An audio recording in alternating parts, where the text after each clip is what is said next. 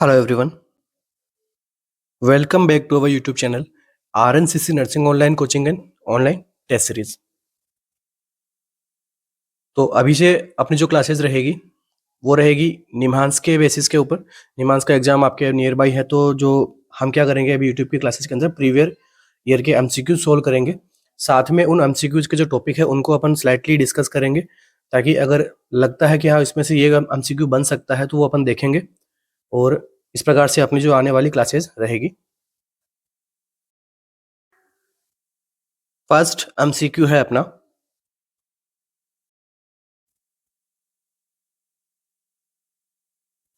The nurse is assessing the motor function of an unconscious client। Nurse क्या कर रही है? असेस कर रही है मोटर फंक्शन को। क्लाइंट क्या है? Unconscious. The nurse would plan to use which of the following test the client's peripheral response to pain. तो जो नर्स है वो कौन सा प्लान यूज करेगी टेस्ट करने के लिए? क्या टेस्ट करेगी कि क्लाइंट का जो पेरिफेरल रेस्पॉन्स पेन से मिल रहा है कि नहीं मिल रहा है। ठीक है, नर्स को क्या असेस करना है? मोटर फंक्शन असेस करना है। किसके लिए? पेन के लिए। ठीक है, स्पेशली पेरिफेरल्स रीजन के अंदर मोटर फंक्शन असेसमेंट करना है। पेशेंट क्या है? अनकॉन्शियस। ऑप्शन क्या है अपने पास में? स्टर्नल रब करेगी, pressure on the orbital dream पे, आंखों के ऊपर की जो ऑर्बिटल कैविटी होती है वहां पे प्रेशर डालेगी। स्क्वीजिंग द स्टेनोक्लेडोमेस्टोइड मसल, स्टेनोक्लेडोमेस्टोइड मसल्स को स्क्वीज करेगी। नेल बेड प्रेशर करेगी। तो इनमें से कौन सा ऐसा रेस्पॉन्स है आपको लगता है कि वो पेरिफेरल रेस्पॉन्स होगा पेन के लिए? क्या रहेगा अपना करेक्ट आंसर?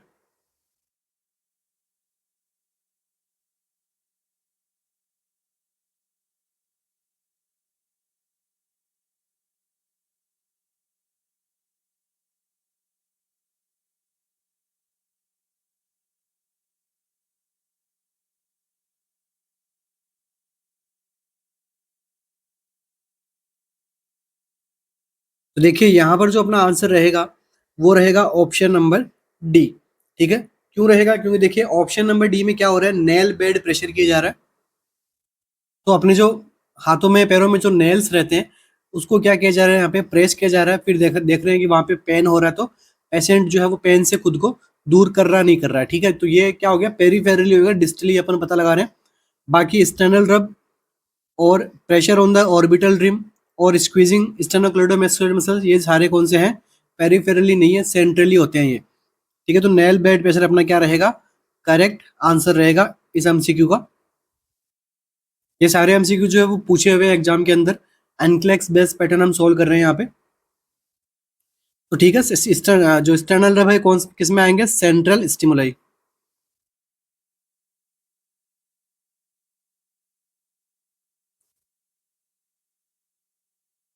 इसके अंदर जैसे ऑर्बिटल रिम की जगह अपन क्या कर सकते हैं? मैंडिबल को भी अपन क्या कर सकते हैं? प्रेशर डाल सकते हैं उसके ऊपर भी। ट्रेपेजियस मसल्स के ऊपर भी अपन क्या कर सकते हैं? प्रेशर डाल सकते हैं। तो सारे हम कौन से स्टिमुलाई देंगे? सेंट्रल स्टिमुलाई मिलेगी अपने को पेन की। जबकि यहाँ पर देखो स्पेशली बताया हुआ है कि पेरिफेरल रेस्पॉन्स असेस करना है क्लाइंट का पेन से रिलेटेड। तो क्या रहेगा answer? Option number D, nail bed pressure यहाँ पे करेक्ट आंसर रहेगा। Next MCQ.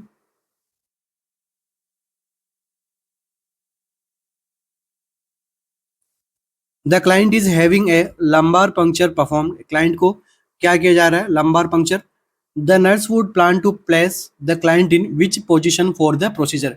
देखिए क्या पूछा गया कि लंबर पंक्चर परफॉर्म करना है क्लाइंट में, तो अभी उसको पोजीशन क्या देंगे प्रोसीजर के लिए? Which position for the procedure, मतलब अभी प्रोसीजर हुआ नहीं है, प्रोसीजर के लिए पोजीशन क्या देंगे हम?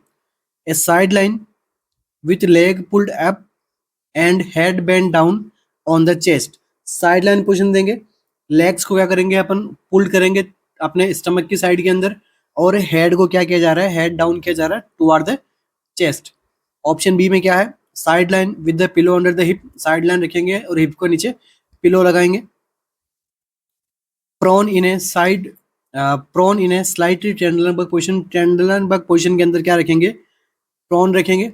स्लाइड ट्रेंडलनबर्ग के अंदर प्रोन रखेंगे, या फिर prone with pillow under the abdomen. Prone करके एब्डोमन में पिलो लगाएंगे, एब्डोमन के अंडर। तो क्या करना है, देखो लंबार पंक्चर करना है तो यहाँ पर किस प्रकार से करोगे।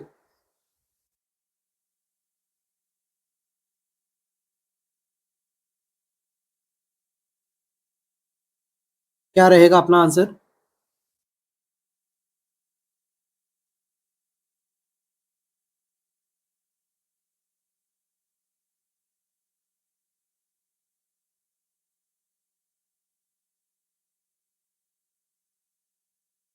तो देखिए यहाँ पर अपना जो आंसर रहेगा, लंबर पंक्चर के लिए पोजीशन पूछा है, तो आंसर जो रहेगा वो रहेगा ऑप्शन नंबर 1 यहाँ पे करेक्ट रहेगा। साइड लाइन पोजिशन देंगे उसको, लेग्स को क्या करेंगे, पुल्ड अप करेंगे, और साथ ही साथ में हेड को जो है वो बेंड डाउन करेंगे चेस्ट के साइड में। तो एक तरीके से पोजीशन कैसी हो जाएगी उसकी, सी से पोजीशन हो जाएगी। ठीक है, लेग्स को हमने क्या कर दिया, पुल्ड अप, और यहाँ पे हेड को क्या कर दिया, चेस्ट के साइड में डाउन कर दिया। तो यहाँ पे क्या हो जाएगा, सी से पोजीशन हो जाएगी। तो डिस्क के अंदर यहाँ पे स्पेस बन जाएगा और अपन आराम से यहाँ पे लंबर रीजन के अंदर अपन प्रोसीजर कर सकते हैं, स्पाइनल टैप कर सकते हैं। इस पोजीशन को हम क्या कहते हैं, फीटल पोजीशन, या फिर क्या कर सकते हैं, नी चेस्ट पोजीशन के हिसाब से भी अपन कर सकते हैं, मगर फीटल पोजीशन कहना ज्यादा अच्छा रहता है। नेक्स्ट एमसीक्यू जो बनेगा वो यहीं से बनेगा। साइट का आपसे पूछ लेगा कि साइट फॉर लंबर पंक्चर की साइट क्या होगी। साइट फॉर लंबर पंक्चर, तो बिलो, इसके बिलो, बिलो द कॉनस मेडुलरिस।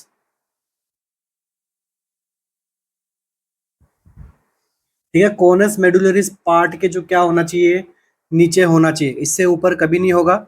और L3 टू L4 एडल्ट में, और L4 से L5 किस में रहेगा, बच्चों में। ठीक है, तो ये दोनों यहाँ पे साइड जो है वो मोस्ट कॉमन काम में ली जाती है।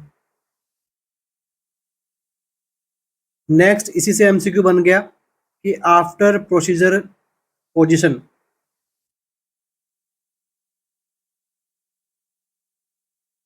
आफ्टर प्रोसीजर पोजीशन क्या रहेगी, तो सुपाइन पोजीशन। पूछा हुआ ये।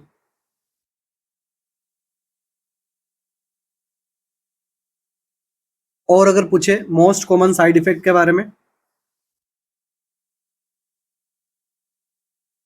तो क्या होगा, headache.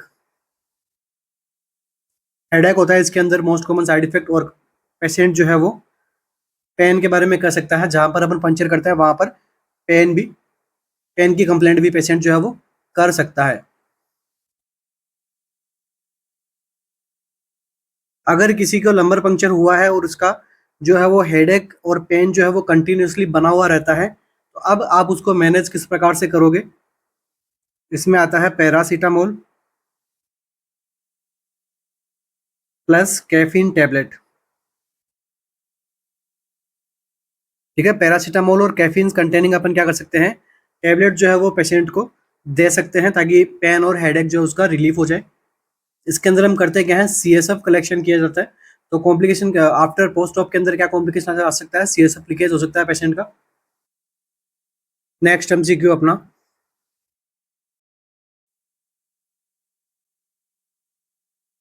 a nurse is assisting with caloric testing of the oculovestibular reflex of an unconscious client। Nurse क्या कर रही है, एक अनकॉन्शियस क्लाइंट है, उसके कैलोरी टेस्टिंग कर रही है, किसके लिए, ओक्यूलोवेस्टिबुलर रिफ्लेक्स के लिए। Cold water is injected into the left auditory canal. अब इस टेस्ट के लिए क्या किया जा रहा है कि कोल्ड वाटर को जो है वो लेफ्ट ऑडिटरी कैनाल के अंदर इंजेक्ट किया जा रहा है। The client exhibit eye conjugated movement toward the left followed by rapid nystagmus toward the right. अब यहाँ पर क्या बताया गया है कि जो क्लाइंट है वो क्या कर रहा है, अपनी आंखों को जो मूवमेंट कर रहा है टुवार्ड द लेफ्ट साइड के अंदर, और rapid nystagmus toward the right side. The nurse understand this indicate the client has. अब नर्स जो है वो इस रेस्पॉन्स को किस प्रकार से इंडिकेट करेगी, किस प्रकार से रेस्पॉन्स में इंक्लूड करेगी। ऑप्शन देखिए, ब्रेन सेरेब्रल लीजन है, जिस वजह से इस प्रकार का आई मूवमेंट हो रहा है, टेम्पोरल रीजन की वजह से, एन इंटैक्ट ब्रेन स्टीम की वजह से, या फिर ब्रेन डेथ की वजह से। क्या रहेगा यहाँ पे आंसर? क्या किया? कैलोरी टेस्टिंग कर रहे हैं, और कैलोरी टेस्टिंग के अंदर क्या डाला गया है? Cold water. जब कोल्ड वाटर लेफ्ट साइड के ईयर के अंदर डाला, ठीक है, तो आई का मूवमेंट कौन सी साइड में हुआ? टुवार्ड द लेफ्ट, और rapid nystagmus toward the right. ठीक है, और जो नेस्टिगमस मूवमेंट होता है, अनकंट्रोल्ड आई मूवमेंट अपन कर सकते हैं, वो कौन सी साइड में हो रहा है? राइट साइड में हो रहा है। तो इसका रीजन क्या है? क्या इंडिकेट करेगी नर्स इस प्रकार का रेस्पॉन्स अगर अनकॉन्शियस क्लाइंट के अंदर आ गया तो?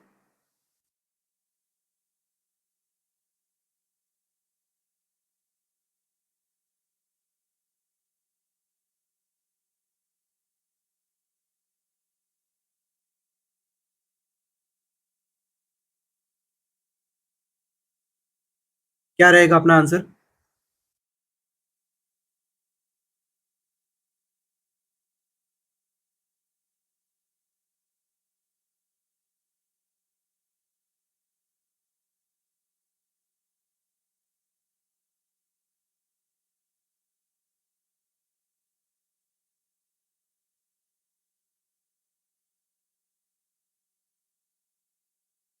तो देखिए यहाँ पर जो टेस्ट किया गया है इसे हम बोलते हैं caloric stimulation test,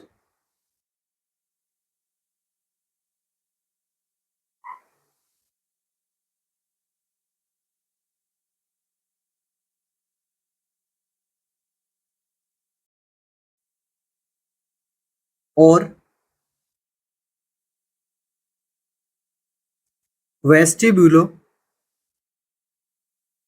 ocular reflex test. ठीक है, दोनों नामों से जाना जाता है। अब इसके अंदर क्या यूज में लिया जाता है? देखिए, कोल्ड वाटर को भी यूज में लेते हैं समटाइम, हॉट वाटर को भी यूज में लिया जाता है, दोनों ही टाइप के वाटर्स को यूज में लेते हैं। और जब इन वाटर को ऑडिटरी कैनाल के अंदर हम पोर करते हैं, डालते हैं, तो क्या होता है? आई मूवमेंट होता है। ठीक है, इस आई मूवमेंट को हम क्या बोलते हैं? नेस्टिगमस। और इस आई मूवमेंट से हम क्या पता लगाते हैं? कौन से नर्व का पता लगता है हमें? तो आंसर क्या रहेगा? Acoustic nerve.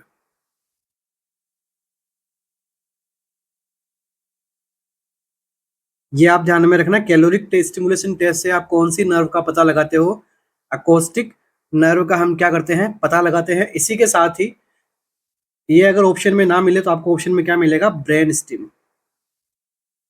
तो आपका आंसर क्या रहेगा? अब देखिए, क्या किया? कैलोरिक स्टिमुलेशन टेस्ट किया, कोल्ड वाटर को क्या किया गया? इंजेक्ट किया गया लेफ्ट ऑडिटरी कैनाल में। तो क्लाइंट ने क्या एक्सिबिट किया? क्या साइंस, क्या यहाँ पे मूवमेंट किया? Eye conjugated movement toward the left side, followed by rapid nystagmus toward the right side. तो यह क्या सजेस्ट करता है? ये हमें सजेस्ट करता है कि उसका जो ब्रेन स्टीम है वो अच्छे से फंक्शन कर पा रहा है, उसका अकोस्टिक नर्व जो है वो अच्छे से वेल बैलेंस्ड यहाँ पे दिखा पा रहा है।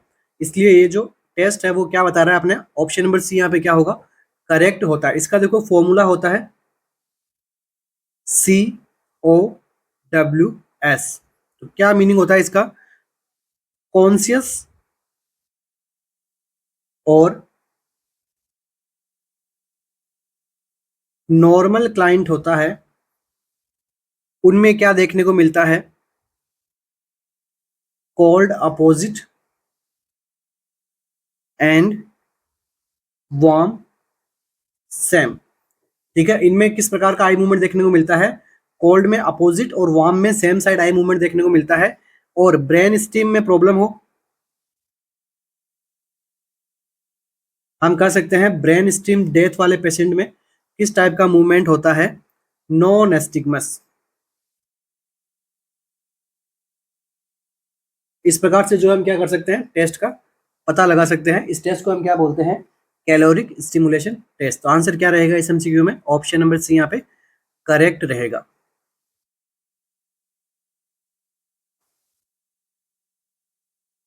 Next MCQ, the nurse is evaluating the status of a client who had craniotomy 3 days ago।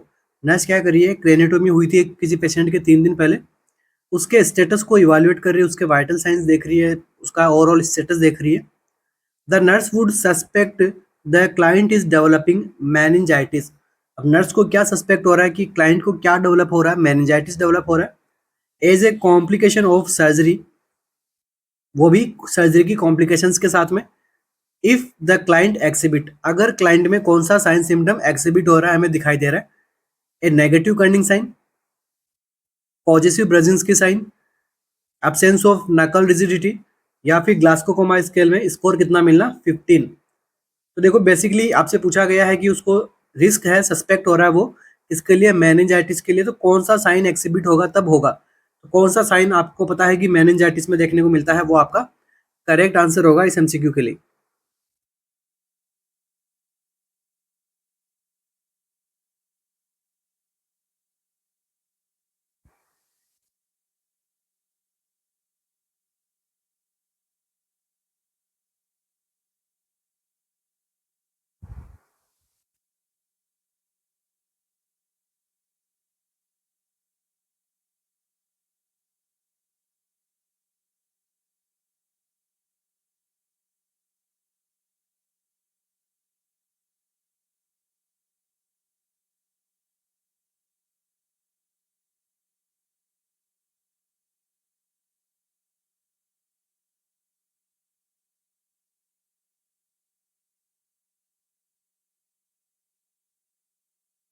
क्या रहेगा आंसर, कौन सा सिम्टम मेनिंजाइटिस में दिखाई देता है?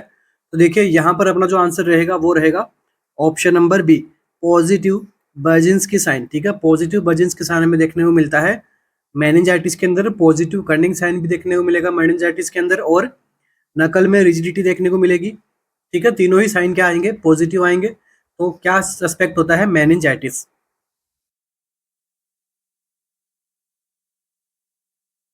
आंसर क्या रहेगा, ऑप्शन नंबर बी, पॉजिटिव बर्जिन्स की साइन।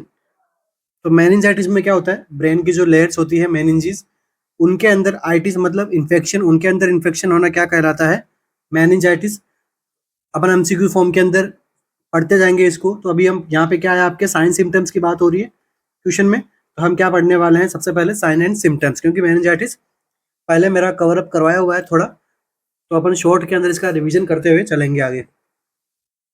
तो देखो मेनिंजाइटिस जो होता है उसका साइंस सिम्टम की बात करें तो क्या देखने को मिलता है, अलग अलग टाइप के मेनिंजाइटिस होते हैं, बैक्टीरियल होता है, वायरल होता है, फंगल होता है, पैरासाइटिक भी अपने को देखने को मिलता है। तो देखो साइन एंड सिम्टम्स के अंदर सबसे पहले मोस्ट कॉमन पेशेंट के अंदर क्या आएगा, फीवर आएगा,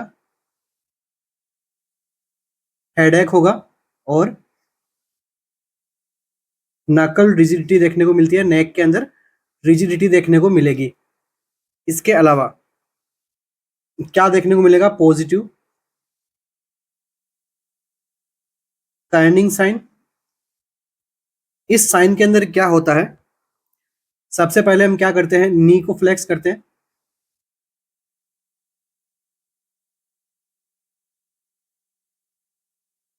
कितना करोगे, 90 डिग्री तक। उसके बाद में हिप को हम क्या करते हैं, फ्लेक्स करते हैं, हिप को भी कितना करोगे, 90 डिग्री तक।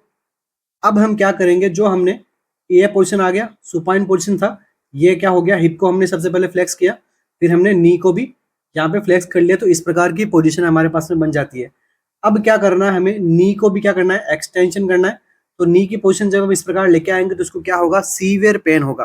तो देख लीजिए नेक्स्ट क्या होगा, extension of knee is painful और लिमिटेड एक्सटेंशन, क्योंकि मेनिंजीज क्या हो जाएगी, उसकी हार्ड हो जाएगी, तो वहां पे क्या होगा, इसको पेन देखने को मिलेगा। ठीक है, और नी वाली साइड में भी क्या होगा, सीवियर पेन देखने को मिलेगा। तो ये क्या होता है, पॉजिटिव कर्निंग साइन, के से कर्निंग और के से नी। ठीक है, कभी नहीं भूलोगे। इसके बाद में नेक्स्ट जो साइन की हम बात कर रहे थे वो होता है ब्रजिन्स की साइन।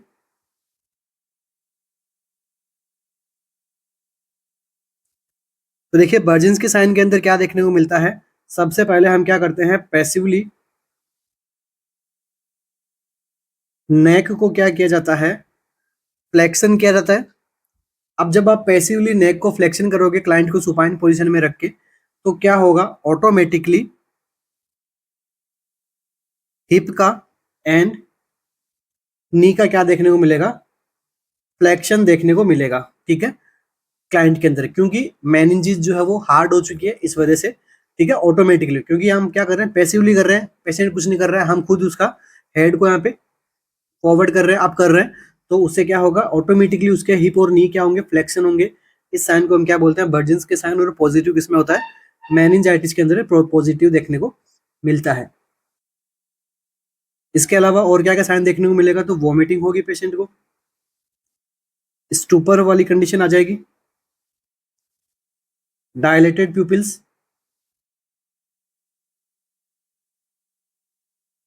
और क्या देखने को मिलेगा, इंक्रीज आईसीपी। आईसीपी इंक्रीज होगा तो क्या होगा, पेपिलेडिमा, जिससे कि क्या होगा, optic nerve compress,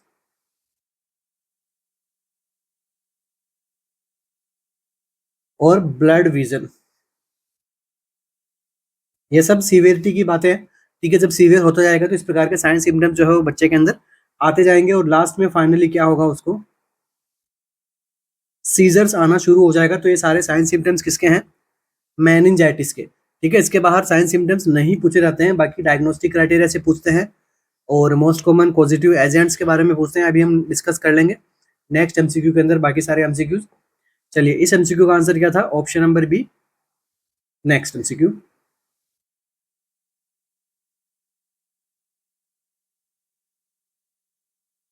during the acute stage of meningitis, meningitis की एक्यूट स्टेज के टाइम पे a 3 year old child is restless and irritable. बच्चा जो है, 3 साल का बच्चा जो क्या है, उसको रेस्टलेसनेस हो रहा है और इरिटेबिलिटी ज़्यादा हो रही है।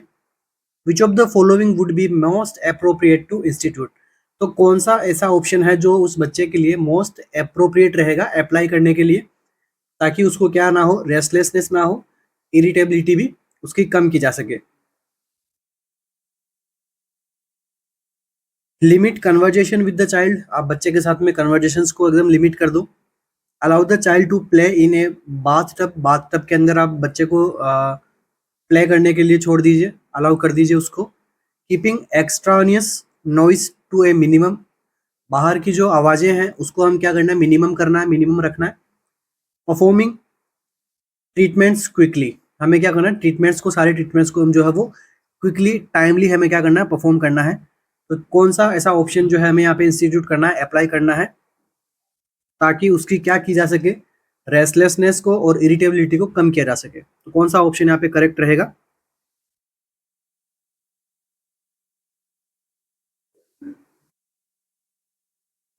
तो देखिए, जब मेनिंजाइटिस का पेशेंट है उसको क्या हो रहा है, रेस्टलेसनेस हो रहा है, इरिटेबिलिटी है, तो इसको हम क्या करेंगे, ऑप्शन नंबर सी हम यहाँ पे अप्लाई करेंगे।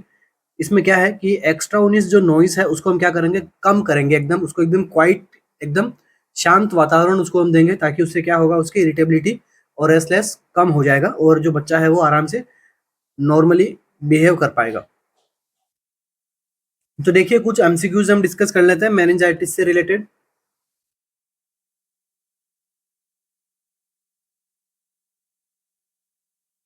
चार टाइप का होता है, एक होता है बैक्टीरियल, दूसरा होता है वायरल, थर्ड वन होता है फंगल, एंड फोर्थ वन जो होता है वो होता है पैरासाइट। मेनली चार टाइप का मेनिंजाइटिस हमें देखने को मिलता है। इसमें होता क्या है,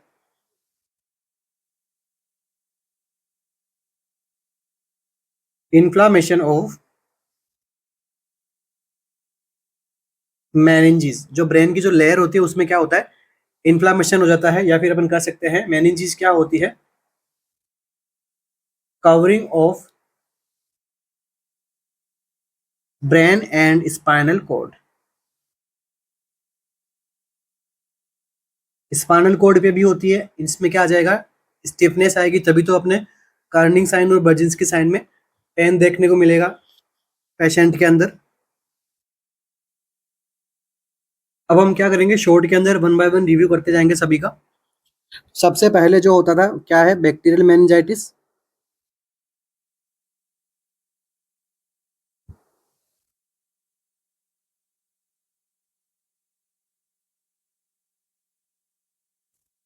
बैक्टीरियल मेनिंजाइटिस में सबसे पहले अपन क्या पढ़ेंगे, नियोनेटल मेनिंजाइटिस। जहां से एमसीक्यू बनता है वही हम देखेंगे। तो नियोनेटल मेनिंजाइटिस होने का रीजंस क्या क्या अपने पास में, तो मोस्ट कॉमन अपने बात करें नियोनेटल मेनिंजाइटिस के तो कौन सा ग्रुप रहता है, ग्रुप बी स्ट्रेप्टोकोकस। और अगर इंडिया के अंदर पूछे तो सबसे ज्यादा किसकी वजह से होता है, क्लेबेसिला या फिर इकोलाई या फिर एसिनोबैक्टर। ये तीन यहाँ पे क्या रहते हैं, मेजर कॉज रहते हैं।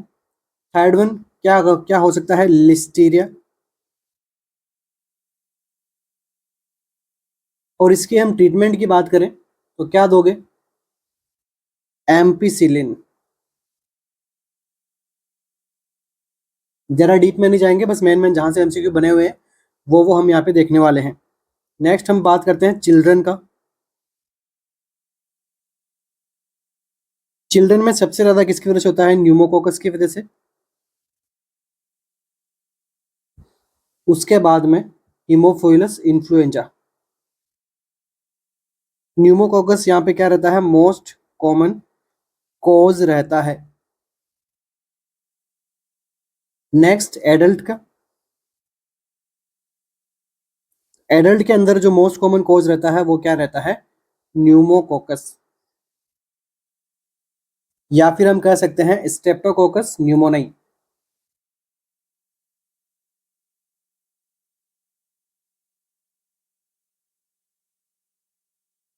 स्टेप्टोकोकस न्यूमोनाई यहाँ पे क्या रहेगा, मोस्ट कॉमन कॉज रहता है किसके अंदर, एडल्ट के अंदर। एमसीक्यूज है हर लाइन के अंदर, साथ साथ में आप नोट डाउन कर सकते हैं मेरे साथ में। इसी के साथ में एक और टाइप होता है मेनिंजाइटिस का, उसे अपन क्या बोलते हैं, सेप्टिक मेनिंजाइटिस। जो किसकी वजह से होता है, तो ये होता है नाइजीरिया मेनिंजाइटिस। तो चार एमसीक्यू तो हमें केवल पॉजिटिव एजेंट से हमें पता लग रहे हैं। अब देखिए सेप्सिस की वजह से क्या देखने को मिलेगा आगे, यहां से मैं रब कर रहा हूं। सेप्सिस की वजह से क्या देखने को मिलेगा, डिसएमिनेटेड इंट्रावेस्कुलर कोगुलेशन देखने को मिलेगा। पेशेंट किस में चला जाएगा, शोक में जा सकता है, एड्रिनल क्राइसिस हो सकता है पेशेंट के अंदर। इसके वजह से क्या देखने को मिलेगा, वाटर हाउस एक कॉम्प्लिकेशन होती है, वाटर हाउस फ्रेडसन सिंड्रोम। ये क्या होती है, मोस्ट कॉमन कॉम्प्लिकेशन होती है मेनिंजाइटिस की वजह से। ठीक है, ये आपको एमसीक्यू पूछा रहता है एग्जाम के अंदर डायरेक्टली। वाटर हाउस फ्रेडसन सिंड्रोम जो है वो किसकी वजह से देखने को मिलता है, तो मेनिंजाइटिस की वजह से। और वो भी स्पेशली कौन सा मेनिंजाइटिस, तो सेप्टिक मेनिंजाइटिस। ये हो गया टाइप फर्स्ट, कौन सा, वायरल मेनिंजाइटिस के बारे में। सेकंड हम बात करते हैं, सॉरी टाइप फर्स्ट हो गया बैक्टीरियल मेनिंजाइटिस। अब सेकंड वन जो है वो है वायरल मेनिंजाइटिस।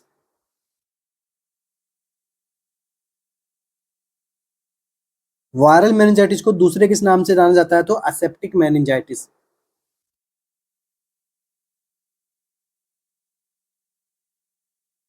ये क्या था, सेप्टिक, और ये क्या है, असेप्टिक मेनिंजाइटिस, क्योंकि इसका पॉजिटिव एजेंट क्या है, वायरस होता है। ठीक है, इसकी वजह से इन्हें हम क्या कहते हैं, वायरल मेनिंजाइटिस। ऑर्गेनिजम्स यहाँ पे कौन कौन से वायरस यहाँ पे काम में आएंगे, तो herpes simplex virus 1, corona virus, arbovirus और एंटेरो वायरस। अब इनमें से एमसीक्यू पूछ लिया आपको, most common cause of viral meningitis या फिर most common cause of aseptic meningitis, तो आपका आंसर क्या जाएगा, enterovirus is the most common cause for viral meningitis.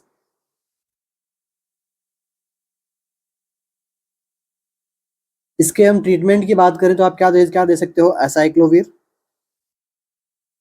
यहाँ पर प्रोवाइड करवाई जा सकती है। तो इस एमसीक्यू का अपना करेक्ट आंसर क्या रहा, ऑप्शन नंबर सी। हमें क्या करना है, उसको अगर रेस्टलेस हो रहा है, इरिटेबल हो रहा है, तो एनवायरमेंट स्टिमुलेज अगर उसको मिल रही है उसे हम क्या कर देंगे, सप्रेस करेंगे। अब देखिए इससे एक एमसीक्यू और बन रहा है यहाँ पे कि फंगल इन्फेक्शन जो हो रहा है मेनिंजाइटिस का, इसका कोज क्या है, इसका क्या कोज रहेगा। तो फंगल इन्फेक्शन की वजह से अगर मेनिंजाइटिस हो रहा है तो मोस्ट कॉमन यहाँ पे क्या रहता है, क्रिप्टोकोकस नियोफॉर्म्स, और यही कोज रहता है एड्स के अंदर मेनिंजाइटिस होने का।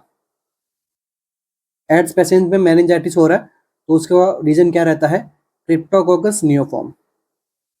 एंड लास्ट ये क्या है, पैरासाइट की वजह से मेनिंजाइटिस हो रहा है तो पॉजिटिव एजेंट यहाँ पे क्या रहेगा, तो यहाँ पर जो रहेगा वो रहेगा एकांथोमोबिया।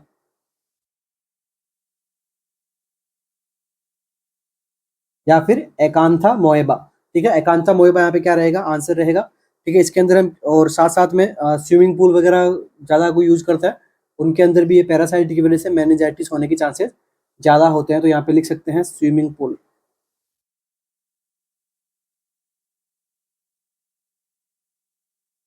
साथ साथ में जो है आप लिखते जाइएगा, मैं जो बोल रहा हूँ उसको अच्छे से सुनते जाइएगा, नहीं तो आपको मेरी हैंडराइटिंग में थोड़ा प्रॉब्लम आ सकता है आपको समझने में। ठीक है, अब जैसे क्लासेस कंप्लीट करना होता है, क्वेश्चंस भी सोल्व करना है, तो हर एक चीज़ को मैं यहाँ पे अच्छे से नहीं लिख पाऊंगा। तो आप सभी को जो है वो अच्छे से कंसंट्रेशन के साथ में मेरी क्लास लेनी है। ठीक है, क्योंकि मेरे माइंड में क्या है कि खूब सारे एमसीक्यू चलते रहते हैं। अगर मैं उनको मैं जो लिख रहा हूँ उसको एक एक चीज़ को अच्छे से लिखूंगा तो फिर वो एमसीक्यू जो है वो लैप्स हो जाएंगे। ठीक है, फिर मैं आपको उतना ज़्यादा एमसीक्यूज नहीं बता पाऊंगा जितना मैंने आपको इस एक स्लाइड के अंदर एमसीक्यूज बताए हैं। तो इस प्रकार से आपको थोड़ा भी इसमें एडजस्ट करना पड़ेगा, क्योंकि अपना ये रेगुलर क्लासेस नहीं है, यूट्यूब की क्लासेस है, तो ज़्यादा हम इसके अंदर एक्सप्लेन भी नहीं कर सकते, और दूसरा ज़्यादा इसके अंदर जो है वो एक एक लाइन आपको लिखवाई भी नहीं जा सकती। वो सब हम किस में करते हैं, अपने रेगुलर क्लासेस के अंदर करते हैं। रेगुलर क्लासेस कहाँ मिलेगी, अपने ऑफिशियल ऐप में। नीचे दिए गए सपोर्टिव नंबर पे आप कॉल या मैसेज कर सकते हो, वहाँ पर आपको बाकी जानकारी मिल जाएगी। ओके, नेक्स्ट एमसीक्यू पे मूव करने से पहले आप सभी के लिए एक इन्फॉर्मेशन है। आरएनसीसी का अपना जो ऑफिशियल ऐप है आपको प्ले स्टोर आईओएस दोनों के लिए उपलब्ध है। वहां पर हम क्या कर रहे हैं, डेली 2 लाइव टेस्ट सीरीज जो हम कंटिन्यू कर रहे हैं अभी। ठीक है, किसके लिए हो रही है, वो आपके निमहांस एग्जाम के लिए हो रही है। एकदम रियल टाइम एक्सपीरियंस होगा आपका वहाँ पे। जिस प्रकार से निमहांस जो अपना पेपर सेटअप करता है उस प्रकार से हमने वहाँ पे अपना पेपर जो है वहाँ पे अपने सेट किए हैं, बनाए हैं आप सभी के लिए। ठीक है, जो कि आपको एक मॉर्निंग में टेस्ट देने को मिलेगा, एक टेस्ट आपको इवनिंग में देखने को मिलेगा। ठीक है, लाइव टेस्ट होंगे, ये बात ध्यान में रखना। ठीक है, बेस्ट एक्सप्लेनेशन भी आपके साथ में रहेगा। ठीक है, एक तरीके से आपका इसमें कंप्लीट रिवीजन हो जाएगा आपका। और ये जो है अपना टेस्ट का स्केड्यूल है, प्री निमांस स्पेशल 100 एमसीक्यूज का टेस्ट। ठीक है, इसके अंदर प्री निमांस के अकॉर्डिंग भी है, बाकी अपने सिस्टम वाइज भी एमसीक्यूज बनाए हुए हैं, जैसे cardio, respiratory, nervous system, endo. उसके बाद में वीकली क्या कर रहे हैं हम यहाँ पे, प्री निमांस 100 एमसीक्यूज का टेस्ट ले रहे हैं अपन यहाँ पे। उसके साथ में बाकी के अदर सब्जेक्ट के यहाँ पे टेस्ट कंटिन्यू रहेंगे। तो नेक्स्ट एमसीक्यू अपना,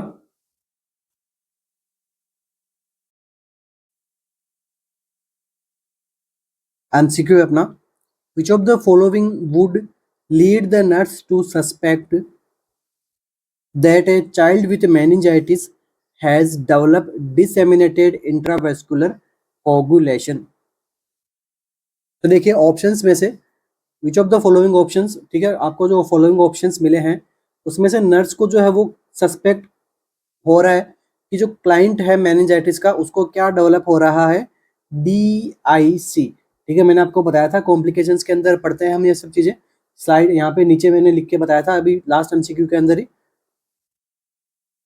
तो कौन सा ऐसा ऑप्शन है आपको देख के लग रहा है कि क्लाइंट में डेवलप हो रहा है क्या, डिसेमिनेटेड इंट्रावेस्कुलर कोगुलेशन।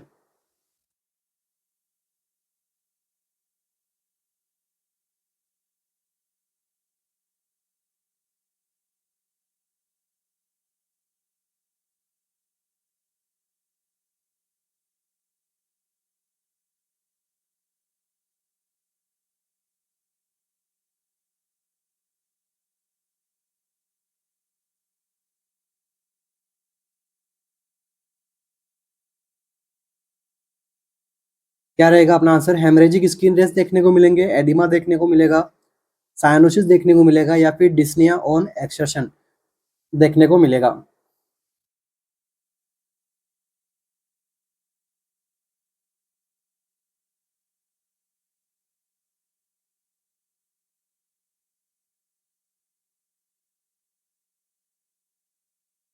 तो देखो, जो डिसेमिनेटेड इंट्रावेस्कुलर कोगुलेशन जो है, कंडीशन जो है, इसके अंदर क्या होता है? Hyper coagulation.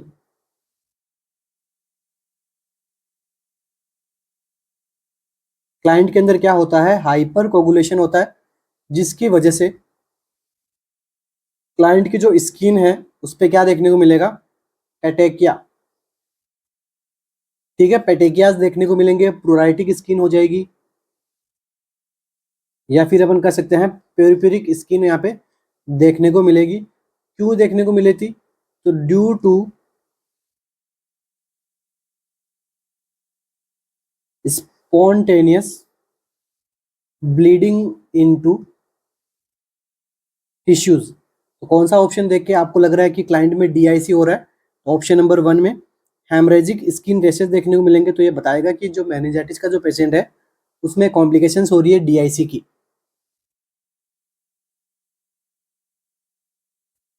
और इसी के साथ ही क्या लास्ट में क्या होता है?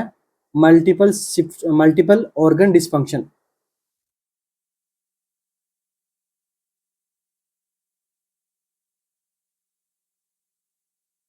ये सब चीजें जो है बाद में आगे फर्दर होती जाती है क्लाइंट के अंदर।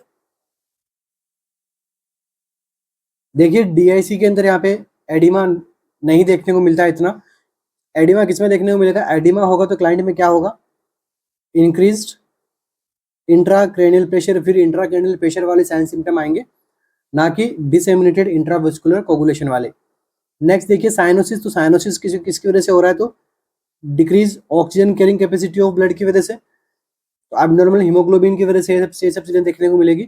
ठीक है, ये कब होता है? जब रेस्पिरेटरी सिस्टम अफेक्ट होता है मेनिंजाइटिस की वजह से, कार्डियोवास्कुलर सिस्टम अफेक्ट होता। ठीक है, तब होता। और डिस्निया ऑन एक्सेशन, ये भी यहाँ पर जो है वो आपको डिसेमिनेटेड इंट्रावेस्कुलर कोगुलेशन की स्टेट को नहीं बताता है, ये आपको बताएगा रेस्पिरेटरी और कार्डियक प्रॉब्लम को, या फिर कोई सिस्टमिक इलनेस है क्लाइंट के अंदर, तब इस प्रकार के साइन सिम्टम्स आते हैं। तो बेस्ट और फर्स्ट चॉइस अपना क्या रहेगा इस एमसीक्यू में? Haemorrhagic skin rashes.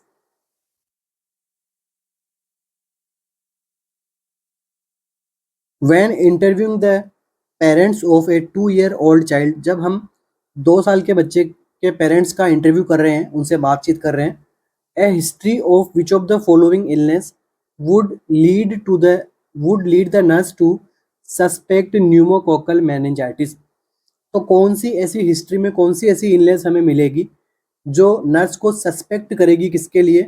Pneumococcal meningitis तो नहीं होगा बच्चे के अंदर। ठीक है, इस प्रकार की कौन सी डिजीज है जो आगे जाके कोज कर सकती है न्यूमोकोकल मेनिंजाइटिस? तो bladder infection, middle ear infection, fractured clavicle, या फिर सेप्टिक आर्थराइटिस।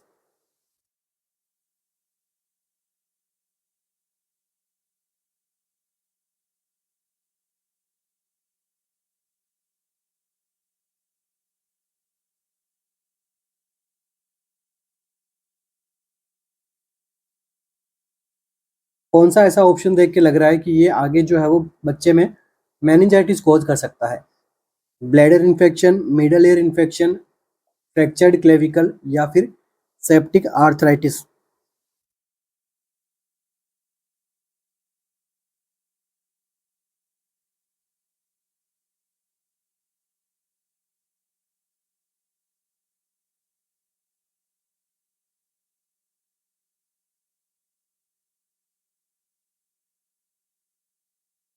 तो देखिए यहाँ पर जो आंसर रहेगा वो रहेगा ऑप्शन नंबर बी।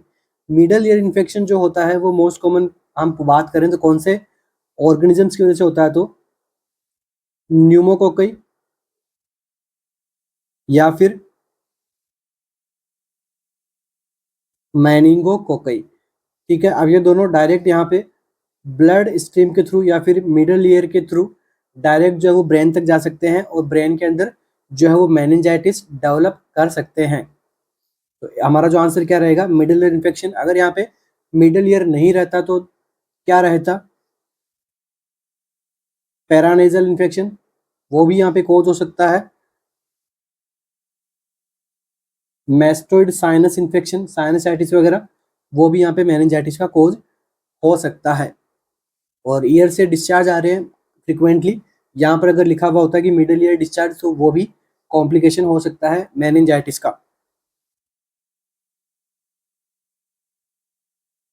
नेक्स्ट देखिए, bladder infection, fractured clavicle, septic arthritis वगैरह, ये यहाँ पर लीड नहीं करते हैं मेनिंजाइटिस को। नेक्स्ट हम बात करते हैं एमसीक्यू में मेनिंजाइटिस को लेके। तो यहाँ पर अगर आपसे पूछ ले early sign and symptom,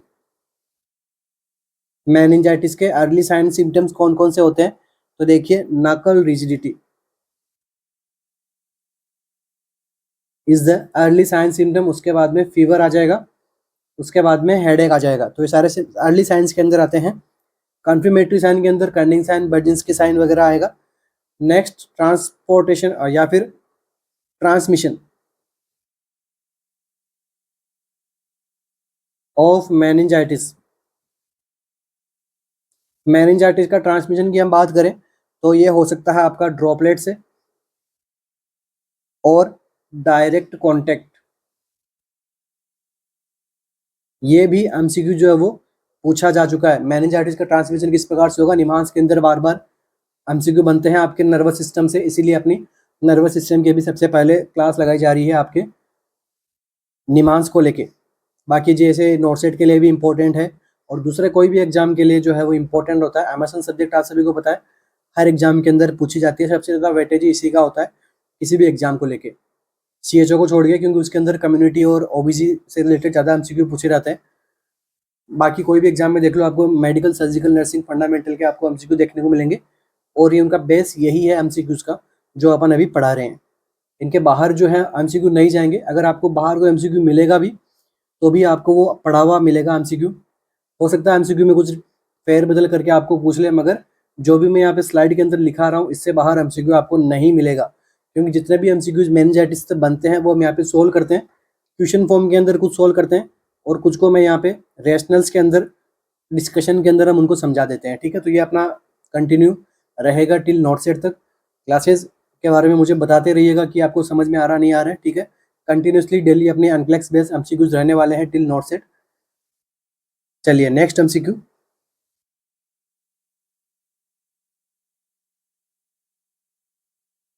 a lumbar puncture is performed on a child suspected of having bacterial meningitis.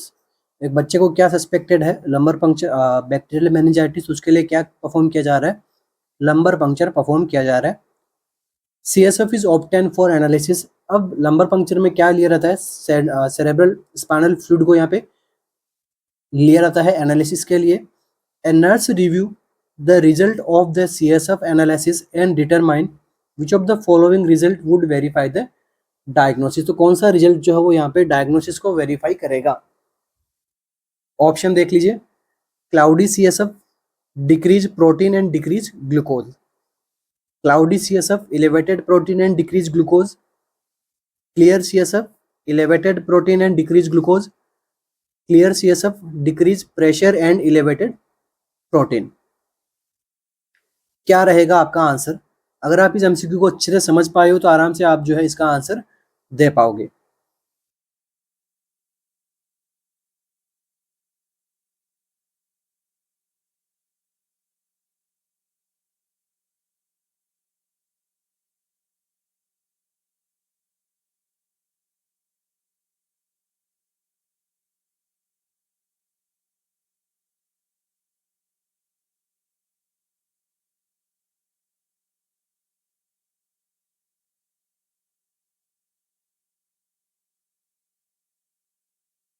तो देखिए, आपको देखो क्या पूछा गया है, वेरीफाई द डायग्नोसिस, तो डायग्नोसिस को वेरीफाई करो। तो डायग्नोसिस क्या था, बैक्टीरियल मेनिंजाइटिस। बैक्टीरियल मेनिंजाइटिस के लिए ही CSF किया गया था कि हमें देखना है कि भाई अगर उसको सस्पेक्टेड है, अभी उसको कंफर्म नहीं हुआ, ये सस्पेक्टेड है बैक्टीरियल मेनिंजाइटिस की वजह से, तो आपको तो डायग्नोसिस में आपको क्या ऐसा मिलेगा जो ये कंफर्म करेगा कि बैक्टीरियल मेनिंजाइटिस हो सकता है।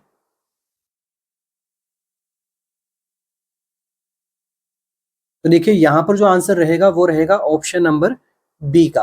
तो यहाँ पे क्या होगा, देखो जब बैक्टीरिया की वजह से मेनिंजाइटिस होता है तो हमेशा CSF कैसा रहेगा, क्लाउडी रहेगा। प्रोटीन यहाँ पर जो है वो डिस्टर्ब नहीं होते हैं, प्रोटीन का लेवल जो है वो बढ़ता है और बैक्टीरिया लव्स ग्लूकोज, ठीक है। बैक्टीरिया को ग्रोथ करने के लिए, मल्टीप्लाई करने के लिए ग्लूकोज की नीड होती है, तो हमेशा CSF के अंदर ग्लूकोज कैसी मिलेगी, डिक्रीज मिलेगी। और वायरल मेनिंजाइटिस के अंदर ग्लूकोज कैसा मिलेगा, इलेवेटेड मिलेगा, क्योंकि वायरस जो है ग्लूकोज के ऊपर निर्भर नहीं रहते हैं ग्रोथ एंड मल्टीप्लाई करने के लिए। इसलिए जो आपका आंसर है वो क्या रहेगा, ऑप्शन नंबर बी, क्योंकि आपको पूछा किसके लिए गया है, बैक्टीरियल मेनिंजाइटिस की वजह से। इसीलिए मैं बोल रहा था कि अगर आप MCQ को सही से देखोगे तो आराम से अपना आंसर सजेस्ट कर पाओगे यहाँ पे। अब देख लीजिए कुछ बैक्टीरियल मेनिंजाइटिस और वायरल मेनिंजाइटिस के बारे में।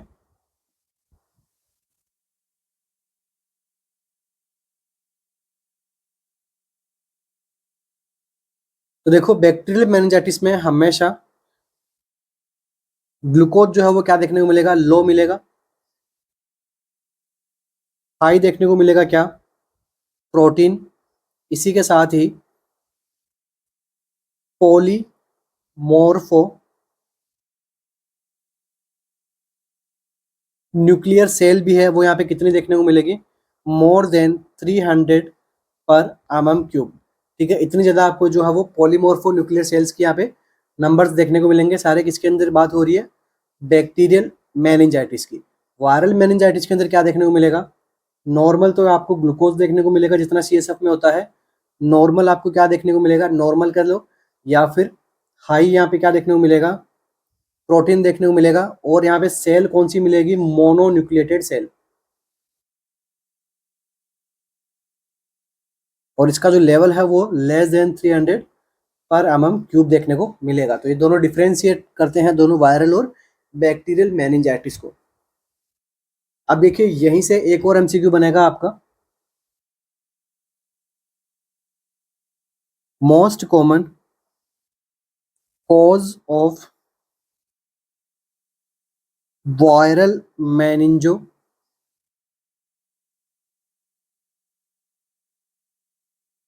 Encephalitis. Most common cause of viral meningoencephalitis का रीजन क्या है, तो आंसर क्या रहेगा, हर्पीज सिंप्लेक्स वायरस।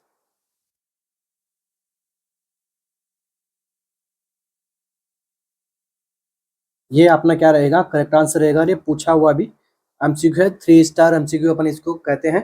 ठीक है, पूछा जा चुका है MCQ है बार बार एग्जाम के अंदर।